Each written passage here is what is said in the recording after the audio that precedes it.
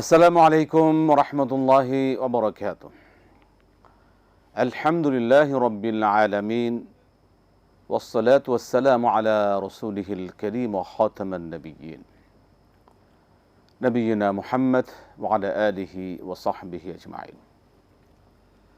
সুপ্রিয় দর্শক, পৃথিবীর যে প্রান্ত থেকে আপনারা এই মুহূর্তে এটিএন বাংলা টিভি স্ক্রিনের সামনে আছেন, সকলকে স্বাগত জানাচ্ছি মাহে রমাদানের বিশেষ আয়োজন ফটিকা জীবন জিজ্ঞাসা পাওয়ার্ড বাই স্বপ্নধরা।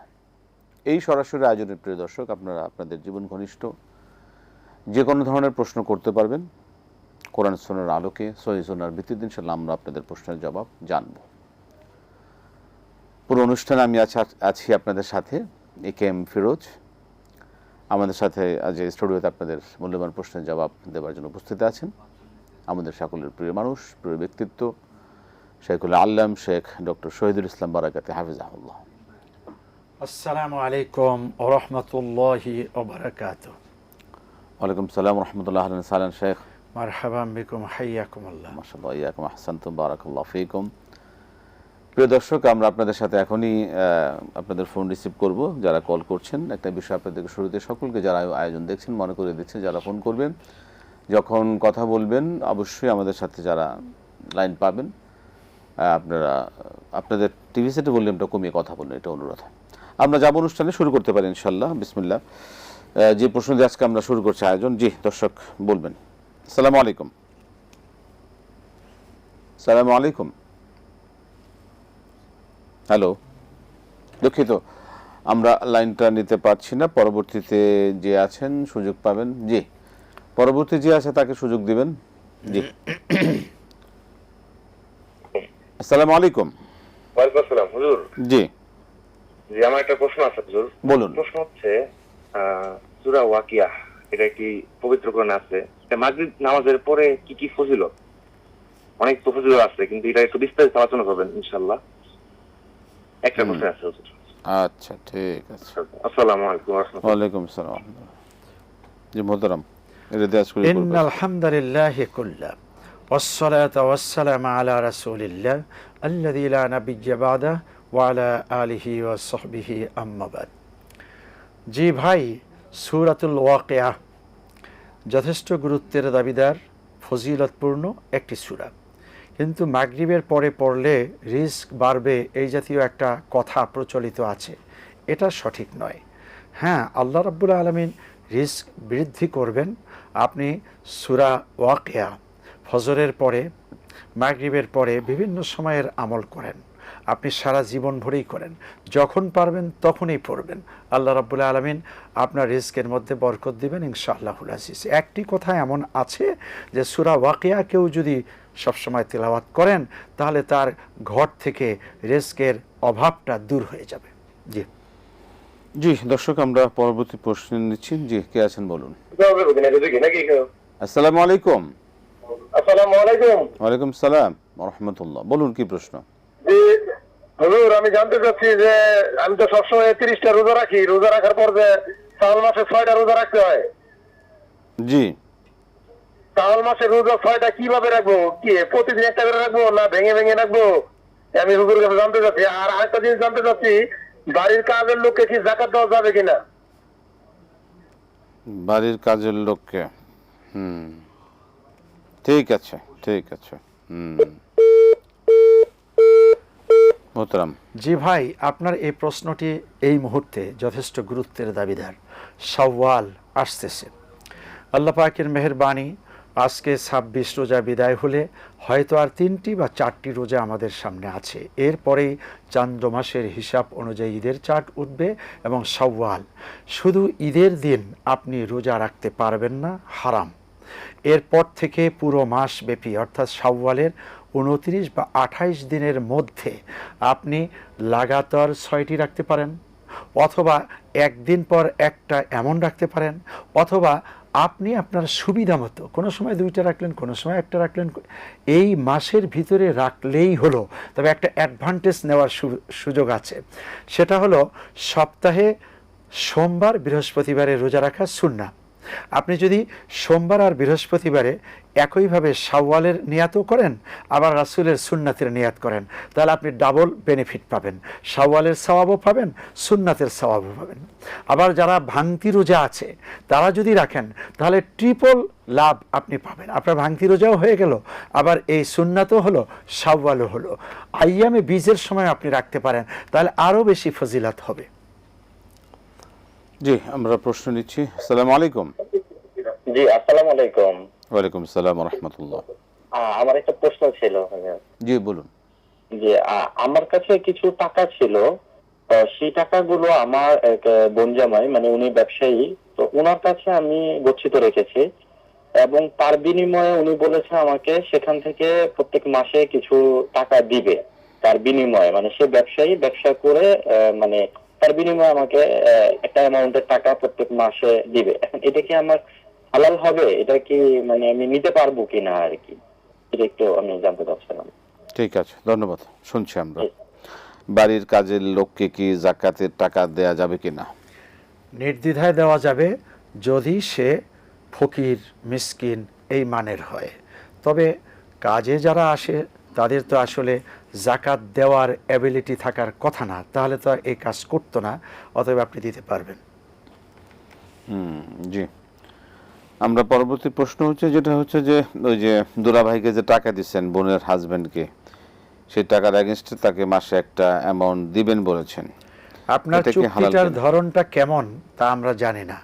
চুক্তি যদি হয় ফিক্সড 1 লক্ষ টাকায় প্রত্যেক মাসে আমাকে 1500 টাকা দিতেই হবে, এমন হলে জায়েজ নেই।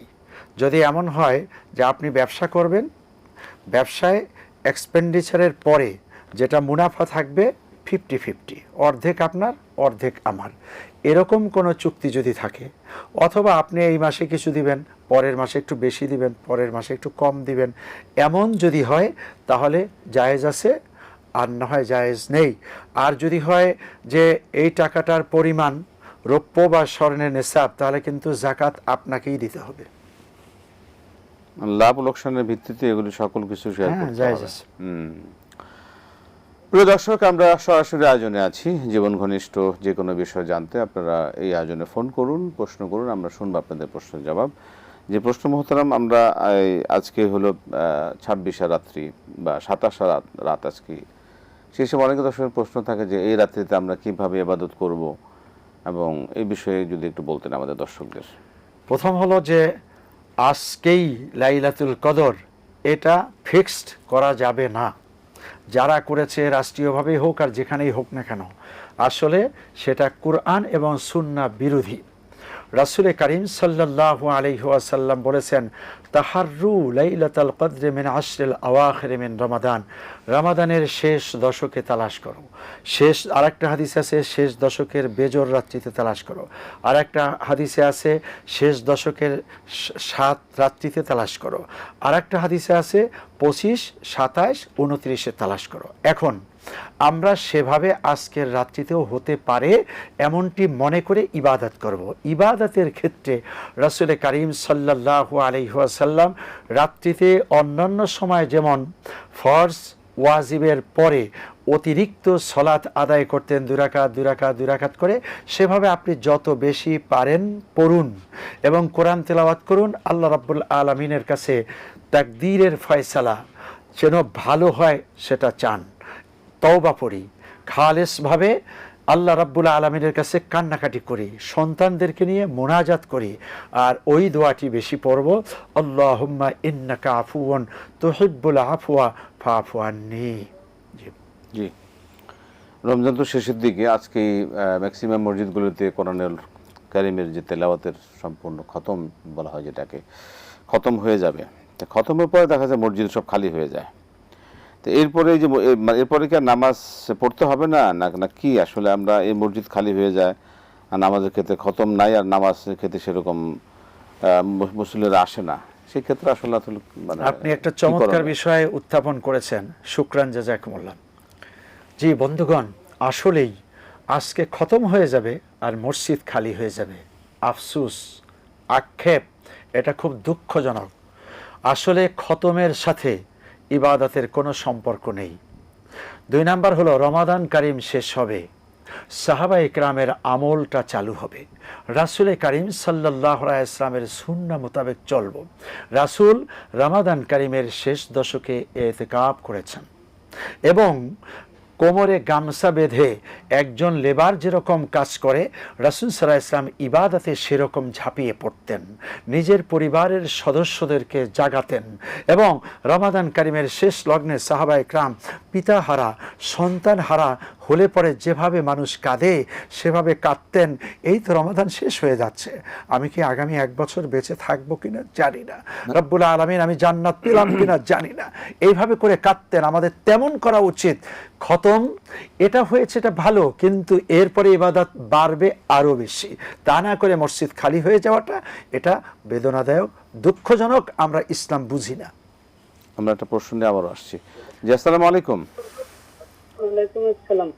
জি বলুন কি প্রশ্ন আপনার? জি বলুন কি প্রশ্ন আপনার? হুজুর, আমি জানতে চাচ্ছি যে আমার যে মানে অলংকার আছে না, যে স্ত্রীদের অলংকার থাকে, তারপর হচ্ছে অনেকে ম্যাক্সিমাম স্ত্রী আছে যে তার এক্সট্রা কোনো ইনকাম নাই, তো এই অলংকারের জাকাত কেমনে দিবে?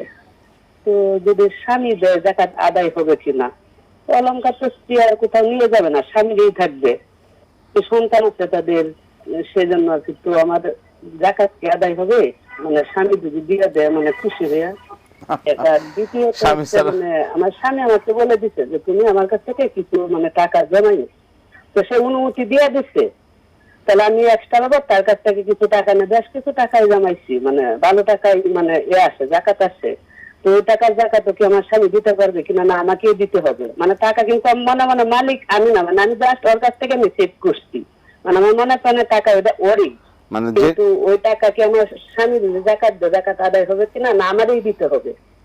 আচ্ছা আচ্ছা, মানে মানে আরেকটা প্রশ্ন হচ্ছে মানে বড় ভাই হয় সম্পর্কে, হ্যাঁ, তো ওনার 3টা সন্তান, মানে তার কোনো সম্পদ নাই, মানে ইনকামও করে না কোনো, কিন্তু 3 ছেলে বিয়ে শাদী করে তাদের মতো আছে, মানে তাদের আবার বেশ কিছু ইনকামও নাই। 3 ছেলের মানে বড় কোনো ইনকাম করে না, মানে তাদের রোজি রোজগারে ছাড়া চলে। রিসেন্টলি এক ছেলে বিদেশ গেছে, তেমন কোনো সুখ সুবিধা করে নাই, তো ওই ভাইকে যদি আমি জাকাত দিই আমার জাকাত হবে কিনা? ঠিক আছে, আমরা আসবো আপনার প্রশ্নের জবাবে। স্বামী থেকে টাকা তিনি জমিয়ে, তার নিজস্ব স্বর্ণ আছে, সেই টাকার সেই স্বর্ণের জাকাত কি স্বামী দিলে হবে কিনা, আর স্বামী থেকে কিছু টাকা তিনি জমিয়েছিলেন স্বামীর অনুমতি সাপেক্ষেই, সেই টাকারও কি জাকাত দিতে হবে কিনা, না স্বামী দিলে চলবে? মালিক কিন্তু এখনো স্বামী হিসাবে তিনি বলছেন। এক্ষেত্রে আপনি যতই বলুন না কেন, মূলত আপনার স্বর্ণের মালিক আপনি, এবং যে টাকা আপনাকে স্বামী দিয়েছে এটা আপনার হাতে আসার পরে টাকার মালিকও আপনি। এখানে শরিয়াতের বিধানটি এরকম যে যার হকদার এবং যিনি এটার মালিক তিনিই আসলে জাকাত দিবেন। এরপরে স্বামীর সংসারে থাকার কারণে স্বামীর সাথে আপনার মিল মহব্বত ভালো আছে, তাকে বুঝালে তিনি যদি টাকাটা দিয়ে দেন, তার মনের ভিতরে যদি এই উদারতা থাকে, অথবা তিনি জাকাত পরিমাণ অর্থ আপনাকে দিলেন, যেহেতু টাকা আগেও দিয়েছে কিছু, ওই রকম এখনও কিছু টাকা দিয়ে দিলেন যে এই টাকা দিয়ে তোমার জাকাত তুমি আদায় করে দাও, এইভাবেও জাকাত আদায় হয়ে যাবে। মূল কথা হলো এখানে আপনাকেই জাকাত দেওয়া উচিত, আপনার পক্ষ থেকে স্বামী দিয়ে দিলেও আদায় হয়ে যাবে। এবার জমানো টাকা হোক আর ব্যবহৃত অলংকার হোক, দুটোতেই আপনিও দিলে হবে, স্বামীও দিলে হবে, আপনার দেওয়া উচিত। আপনিও এই ক্ষেত্রে আপনার দায়িত্বটা বেশি। জি, মোটামুটি বড় ভাই কি জাকাত দেওয়া যাবে কিনা? হ্যাঁ, বড় ভাই যদি জাকাত নেয়ার উপযুক্ত হন তাকে জাকাত দেয়া যাবে, এবং তার বরং হক বেশি, কিন্তু বলবেন না এটা জাকাতের টাকা, না বলেও দেওয়া যাবে। জি জি, আমরা প্রশ্ন নিচ্ছি, দর্শক বলুন কে আছেন, কি প্রশ্ন? জি শুনছি আমরা, বলুন। জি, আসসালামু আলাইকুম। ওয়ালাইকুম সালাম রাহমাতুল্লাহ। যে আমি প্রশ্ন করতে চাচ্ছিলাম, আমরা সারা বছর দেখে থাকি যে বিতরে নামাজ একা একই পড়া হয়, কিন্তু শুধুমাত্র এই রমজান মাস আসলে জামাতের সাথে এই বিতরে নামাজ পড়াই যায়।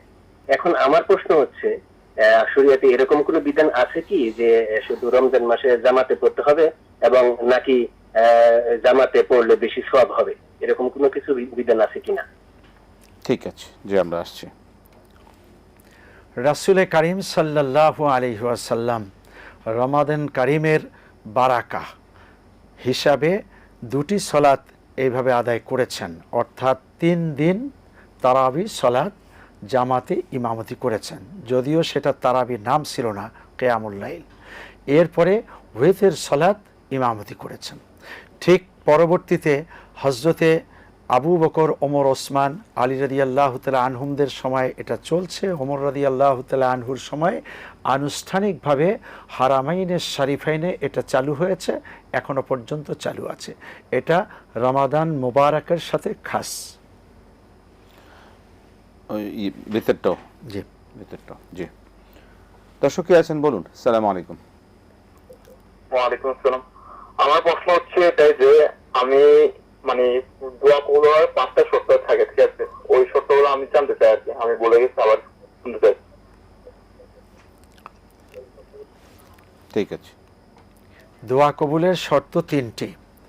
1 নাম্বার হলো হৃদয়টাকে সাফ করা, অর্থাৎ শিরক মুক্ত, বেদাত মুক্ত একটি কল্প তৈরি করতে হবে। 2 নাম্বার হলো দোয়া হচ্ছে এবং আল্লাহ কবুল করছেন, এই একিনটা রাখতে হবে। 3 নাম্বার হলো যে দোয়ায় কিছু একটা ওসিলা নেওয়া, আল্লাহ পাক কোরআনের বরকতে, রমাদান বরকতে, লাইলাতুল কদরের বরকতে আমার দোয়াটাকে কবুল করে নাও। এই 3টাকে আপনি মনে রেখে আল্লাহর কাছে বলুন, আল্লাহ পাক ইনশাআল্লাহ কবুল করবেন। জি। আসসালামু আলাইকুম। ওয়ালাইকুম আসসালাম ওয়া রাহমাতুল্লাহি ওয়া বারাকাতুহু। হুজুর, আপনি ভালো আছেন? আলহামদুলিল্লাহ, আলহামদুলিল্লাহ। হুজুর, আমি ইব্রাহিম বলছিলাম, হাদিগঞ্জ, চাঁদপুর হাদিগঞ্জ থেকে। জি ইব্রাহিম সাহেব আমরা বলুন। সবাই আচ্ছা, সবাইয়ের ভিতরে আমি 4 নাম্বার। আমি খুব গরিব মানুষ, আমি লেবারি কাজ করি। আর আমার 5টা ভাই কোটি কোটি টাকার মালিক, ঢাকা শহরে বাড়ি গাড়ি দোকানপাট আছে। জি। ওনারা বাইরে জগা ক্ষেত্রা দেয়, সবকিছু দেয়, কোনোদিন আমার জিজ্ঞাসা করে না ভাই তুই খাইয়াছ না না খাইয়াছ। আর দ্বিতীয় নম্বর প্রশ্ন হলো, আমার বাবা মা আমার দিকে বেশি খায়, আমার কাছে থাকে, কিন্তু প্রত্যেক রমজান এলে যে কোনো ভাইয়েরা কাজা খিলাখিলি লাগাই দিই, বাপ মা আমার কাছে খায় না প্রত্যেক রমজান। এই রমজানে আর খায় না। তো আমার গর্বিটা ছাড়া কিছু নেই, বাবা একটু জায়গা দিছে, আমি একটু ঘর করে রাখছি, এই জন্য আমি ফোন দিছি। আর আমি খুব অসুস্থ, মনে করেন আমি আমার বাবার টাকা দিয়ে ভাইয়েরা সবাই কোটি কোটি টাকার মালিক হয়েছে, বাবা কোনোদিন আমাকে 10 টাকাও দেয় নাই। আমি মনে করেন যে এই ভাইগুলা দেখা ঘুমের ওষুধ খাই অসুস্থ হয়ে গেছি। পরে আমি ঢাকা মেডিলোগাতে জাফান হসপিটালে আমি ডাক্তার দেখাইছি আর কি। দেখানোর পরে ওনারা যে ওষুধ দিচ্ছে আমি রোজা রাখতে পারি না, আমি খুব কষ্টের কাজ করি। আমার একটা ছেলে আছে, একটা মেয়ে আছে। আমার মেয়েটা ক্লাস 9-এ পড়ে আর ছেলেটা 1-এ পড়ে। আমার শ্বশুর বাড়ির থেকে কোনো আমার হেলটেল নাই, মানে আমি নিয়ে রুজি করতে পারলে তারা খায়, না হলে খায় না। এটাই আমার প্রশ্ন। আমার বাপ মা কিন্তু সবচেয়ে বেশি আমার কাছ থেকে টাকা পয়সা পায়, কিন্তু আমি যখন না দিতে পারি ওনারা কিন্তু বুঝে না যে আমি কিভাবে খাই, কিভাবে চলি। ঠিক আছে, ঠিক আছে, ধন্যবাদ, ধন্যবাদ। আমরা আপনার এটা প্রশ্ন না, ঠিক আছে, আপনার অবস্থাটা বর্ণনা করলেন, সেই ক্ষেত্রে মহোদরাম কি বলবেন? আপনার জন্য একটা হলো সৌভাগ্য আর একটা হলো দুর্ভাগ্য। সৌভাগ্যটাই আগে বলি, বাবা মা তাদের খেদমত আপনি করেন, আপনার কাছে খায়, আপনি টাকা পয়সা তাদেরকে দেন। মা বাবার খেদমতের চেয়ে বড় সৌভাগ্য আর কি হতে পারে? দুর্ভাগ্য হলো যে আপনি অসুস্থ হয়ে রোজা রাখতে পারেন না, আপনি এখনও নিয়াত করেন আল্লাহ যেন সুস্থ করেন, আপনি রোজা রাখতে পারেন। 2 নাম্বার। 3 নাম্বার হলো যে আপনার ভাইদের যে বয়ান করলেন, আপনাদের ভাইদের কপাল একেবারেই পুরা, মা বাবার খেদমতও করতে পারে না, আপনারও কোনো খেদমত করে না। এর চেয়ে হতভাগা আর কি হতে পারে? কোটি কোটি টাকা তাদের থাকলে সেই টাকায় কোনো লাভ নেই। ভাইয়ের খবর নিতে হবে, মা বাবার খেদমত করতে হবে। আরেকটা হলো যে তাদের কারণে রাগ করে আপনি ঔষধ খেয়েছেন আর সেই ঔষধে আপনি অসুস্থ হয়ে পড়েছেন, এটা আবার আপনি ঠিক করেননি। এখন আল্লাহর কাছে বলুন, আমরাও বলি, আপনি সুস্থ হন, আল্লাহ যেন আপনাকে রোজা রাখার তৌফিক দান করেন, আর মা বাবার খেদমত করতেই থাকুন। আর ভাইরা আপনাকে টাকা দেয় না, এ নিয়ে আক্ষেপ আফসোসের কিচ্ছু নেই, ওদের কপাল ওরা পুড়তেছে, আপনি আল্লাহর কাছে চাইতে থাকেন। আমরা প্রশ্ন নিচ্ছি, দর্শক বলবেন। আসসালামু আলাইকুম। ওয়ালাইকুম আসসালাম রহমতুল্লাহ। জি হুজুর, আমার দুইটা প্রশ্ন ছিল। প্রথম প্রশ্ন হচ্ছে যে অনেক সময় আমাদের মসজিদে মাগরিবের পরে আজানের পরপর অনেকে 2 রাকাত সুন্নত নামাজ পড়ে। তো আমাদের মসজিদে ইমাম বলেন যে এটা উচিত না পড়া, এবং বলেন যে যারা এটা করে তারা আহলে হাদিস, কারণ হাদিসে আসতো এটা সুন্নত না। তো এই ব্যাপারে আপনাদের কি মতামত, এটা কি করা উচিত? আর যদি এটা সুন্নত হয় সেক্ষেত্রে কি আমাদের ইমামের বিরুদ্ধে যে নামাজটা পড়া উচিত নাকি? এটা আমার প্রথম প্রশ্ন। দ্বিতীয় প্রশ্ন হচ্ছে যে অনেক সময় অনেকে জানাজার নামাজ তাদের নিকটবর্তী আত্মীয়দেরকে দিয়ে পড়ান, সেক্ষেত্রে কি ইমামেরই বেশি উচিত নামাজটা পড়া, নাকি নিকটবর্তী আত্মীয় সে যদি পড়তে পারে জানাজার নামাজ তাহলে সে পড়লেও কোনো অসুবিধা নেই? জি ধন্যবাদ। আপনাকে ধন্যবাদ, ভালো দুটো প্রশ্ন। জি মোহতারাম। মাগরিবের আজানের পরে জামাত শুরু হওয়ার আগে 2 রাকাত সুন্নত খুবই ভালো কাজ। এই আমলটি আমরা সুস্বাগতম জানাচ্ছি। রাসূল করিম সাল্লাল্লাহু আলাইহি ওয়াসাল্লাম এবং সাহাবায়ে কেরামের তরিকাকেই অনুসরণ করছেন। এ নিয়ে যারা ডানে বামে কথাবার্তা বলে তারা ঠিক করে না, আর আহলে হাদিস বলে ফতোয়া দেয়। হাদিসের মধ্যে যদি থাকে আর হাদিসের উপরে আপনি আমল করেন তাহলেই আহলে হাদিস, গতানুগতিক আহলে হাদিস না। আপনি হাদিসকে অনুসরণ করে আহলে হাদিস ঠিকই আছেন। জি, মানে আহলে হাদিস বলে যাদেরকে আমরা কটাক্ষ করে গালি দেয়, আপনি সেটা না। আপনি যারা বলছে আহলে হাদিস বলে যাদেরকে হাদিস ওয়ালা বলে তাদেরকে মানে একটা করছে, ইলজাম দিচ্ছে, অভিযোগ দিচ্ছে, যিনি বলছেন তিনি কি হাদিসের বাইরে? তিনি কি হাদিসের বাইরে কোনো সুন্নত পালন করতে পারেন? তিনি তো হাদিসের মধ্যে আছেন, কিন্তু আপনি তো আহলে হাদিস। হাদিসের বাইরে গিয়ে তো আসলে এটা একটা চলতে পারবো না। চলার সুন্নত মানতে গেলে তো আপনাকে হাদিস জানতেই হবে, মানতেই হবে। মোহতারাম, পরবর্তী প্রশ্ন যেটা বললেন যে মাগরিবের শুনলাম আমরা, ইমাম যেটা বলছে সেটা কি ঠিক কিনা, ইমামের বিরুদ্ধে যাওয়া যাবে কিনা? না, ইমাম কি বলছে, ইমাম যদি এই নামাজটা পড়তে বাধা দেয় তাহলে তো ইমাম ঠিক করলো না, সে বরং হাদিসের বিরুদ্ধে চলে গেছে। ইমাম যা বলবে তা মানা যাবে যদি সেগুলো কোরআন হাদিস সম্মত হয়, আর যদি ইমাম কোরআন হাদিসের বাহিরে যে কোনো হুকুম জারি করে সেটা পালন করা যাবে না। জানাজা আত্মীয় উত্তম না ইমাম উত্তম নামাজ পড়ানো? আত্মীয় যদি যোগ্য থাকেন জানাজা পড়াবার জন্য, কোনো ঘনিষ্ঠ আত্মীয় ছেলে নাতি যোগ্য থাকেন, তাহলে সেই হলো বেশি উত্তম। এরপরে ইমাম সাহেবকে যদি তারা রিকোয়েস্ট করে তাহলে ইমাম সাহেব পড়াবেন। সেই ক্ষেত্রে নিজের সন্তান যদি থাকে, নিজেদের পরিজন যদি থাকে, সেক্ষেত্রে তাহলে তারাই বেশি উপকৃত হবেন। এই যে মাগরিবের পরে রাকাতাইনে আজানাইনে, যে 2 আজানের মাঝখানে যে ইয়াটা আজান এবং একামতের যে মাঝখানে 2 রাকাত নামাজ, এই নামাজের ব্যাপারে তো সাহাবা কেরামদের মধ্যে একটা প্রতিযোগিতাও লক্ষ্য করেছে হাদিসের আলোকে।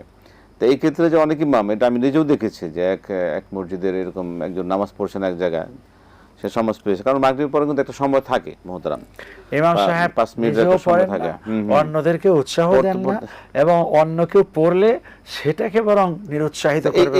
এই নিরুৎসাহিতা বা মানা করেন কেন মোহতারাম? আসলে এটা কেন মানা করেন? অজ্ঞতা, তাদের জেহালাত, তারা জানে না রাসূল কি করেছেন, জানে না সুন্নাহ কি জিনিস।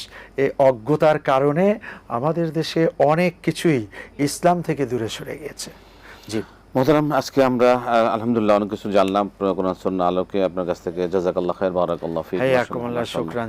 আলহামদুলিল্লাহ, আপনাদের মূল্যবান প্রশ্নগুলো আমাদের সকলের জন্য অনেক জ্ঞানের একটা বিরাট সুযোগ আমরা লাভ করছি। আলহামদুলিল্লাহ, এভাবে আমরা জানবো, মানবো। আল্লাহ পাক আমাদের কবুল করুন। যা জানছি তার জন্য আমরা আমাদের জীবনে বাস্তবায়ন করতে পারি, আল্লাহ পাক তা পালন করে সহজ করে দেন। আজকে শেষ করতে হচ্ছে, বিদায় নিচ্ছি। আগামী অনুষ্ঠান দেখবার আমন্ত্রণ জানিয়ে বিদায় নিচ্ছি। আসসালামু আলাইকুম ওয়া রাহমাতুল্লাহি ওয়া বারাকাতুহু।